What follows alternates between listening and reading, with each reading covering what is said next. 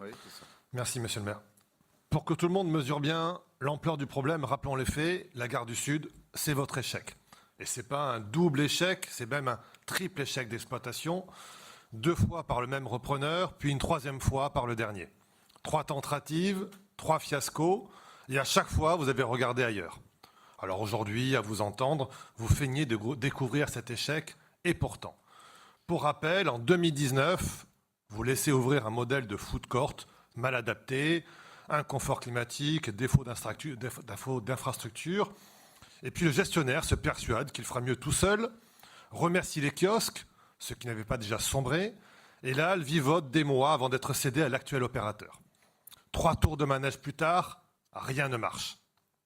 Et vous avez beau avoir brandi en commission un article qui cite des cas vrais de food court en difficulté, pas une fatalité. Ailleurs, ça fonctionne.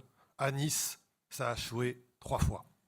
Entre-temps, en octobre 2022, toute l'opposition vous a tendu la main et a demandé une mission d'information sur la gestion du site.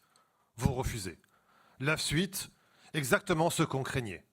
Et lorsque le 23 mai dernier, en conseil municipal, j'alerte sur les manquements structurels et le risque pour la sécurité, on me répond que je suis énervé. Alors oui, j'étais énervé, excédé même par votre acharnement. Aujourd'hui, votre projet de cession-reprise me donne raison. Vous savez que ça ne tiendrait pas. Et alors, vous nous avez inventé un truc, un montage dont vous avez le secret pour éviter d'être mis face à vos responsabilités. Et pendant que le quartier de la Libération monte en gamme, on a un cinéma qui cartonne, des bars et restaurants qui se renouvellent, des commerces et des cabinets médicaux qui s'installent, la halle décline. Non par manque de potentiel, mais parce que vous avez laissé dériver. Des promesses d'ouverture 7 jours sur 7, de 8h à 23h, non tenues. Des modèles de privatisation qui ferment le lieu aux Niçois. Et jusqu'à la tentative, boîte de nuit avec nuisance et insécurité. L'exact contraire de l'engagement de dynamiser le quartier dans l'intérêt général des Niçois. Dynamiser le quartier dans l'intérêt général des Niçois. Et voilà qu'on nous parle d'indemniser le repreneur. Mais indemniser quoi? Un lieu laissé se déliter, mal entretenu, mal exploité? Et avec l'argent de qui? Des Niçois. On a un bâtiment exploité à peine plus de 3 ans et qui, par défaut d'entretien, en fait 10 de plus. Et ça serait aux Niçois de régler la note.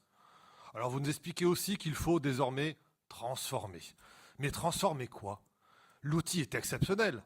Ce n'est pas en cherchant désespérément des subventions pour un bazar pluridisciplinaire, pop culturel et numérique, à 6 mois du scrutin des municipales accessoirement, qu'on résoudra ce que 3 exploitations ratées n'ont pas su régler.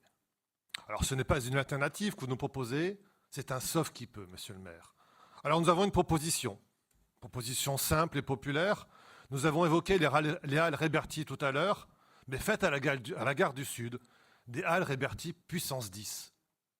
Le matin, un vrai marché couvert, niçois, pissaladière, soca, fromager, poissonnier, artisans, produits du pays. L'après-midi et le soir, des événements, des animations pour les enfants, de la culture, des spectacles. Un lieu qui vit pour les Niçois, qui profite au commerce et aux services de proximité, pas un vase clos privatisé. Et pour une fois, demandez l'avis des Niçois. Demandez l'avis des Niçois. Faites une grande consultation sur le devenir de la Libé, et pas que de la gare du Sud, au lieu d'un replâtrage précipité. La gare du Sud n'est pas un accident de parcours. C'est un fiasco d'exploitation répété. On ne répare pas un fiasco en l'indemnisant, ni en le relookant en bazar pluridisciplinaire financé à crédit. Rendons ce lieu aux Niçois. Un grand marché couvert le matin, des animations et de la culture le soir. Notre vote sera contre la prise d'acte de la résiliation amiable avec indemnisation, parce que Nicolas, Fanny, Jacques n'ont pas à payer l'addition d'exploitants défaillants et votre inertie. Et contre l'affectation proposée. Assumez le fiasco, mettez-y un terme et rouvrez la halle à sa mission première, un lieu populaire, ouvert, sûr, niçois, avec une destination qui sera choisie dans une grande consultation. Je vous remercie.